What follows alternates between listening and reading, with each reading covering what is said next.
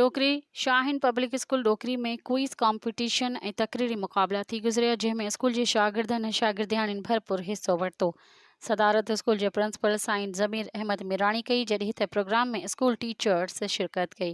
Quiz competition में सामिला आमिर अली इमरान, प्रह बतूल, कूंजिया ज़ीशान अली मुर्कबिन हिस्सो वरितो। इन मौक़े ते प्रोग्राम खे ख़िताब कंदे शाहीन पब्लिक स्कूल डोकरी जे डायरेक्टर ज़मीर अहमद मिराणी चयो त शाहीन पब्लिक स्कूल ऐं टैलेंटेड इंग्लिश अकेडमी डोकरी हमेशह उहा कोशिश कई आहे त स्कूल ऐं अकेडमी में पढ़ंदड़नि पंहिंजे शागिर्दनि ऐं शागिर्दियाणियुनि खे हिकु बहितर खां बहितर मयारी तालीम ॾिनी वञे ऐं हीअ डोकरीअ जी वाहिद स्कूल ऐं अकेडमी आहे जंहिंमें साइंस जा सब्जेक्ट्स MBBS डॉक्टर्स निगरानी हलाईंदी आहे ऐं अंग्रेज़ी ऐं मैथ में बि MBA ऐं MSc फैकल्टी टीम पंहिंजूं ख़िदमतूं सरअंजाम ॾेई रहियो आहे। असांजी अंग्रेज़ी जा सीनियर उस्ताद सां गॾु हाणे असां पंहिंजे शागिर्दनि लाइ अञा वधीक अंग्रेज़ी खे बहितर बनाइण लाइ पंहिंजे पुराणे उस्ताद जूं बि ख़िदमतूं हासिलु कयूं आहिनि।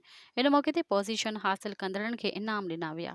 मज़ीद ख़बरनि ऐं तफ़सीलात लाइ विज़िट कयो असांजी वेबसाइट www.awamiNewsHD.com ऐं ॾिसंदा रहो अवामी न्यूज़ HD।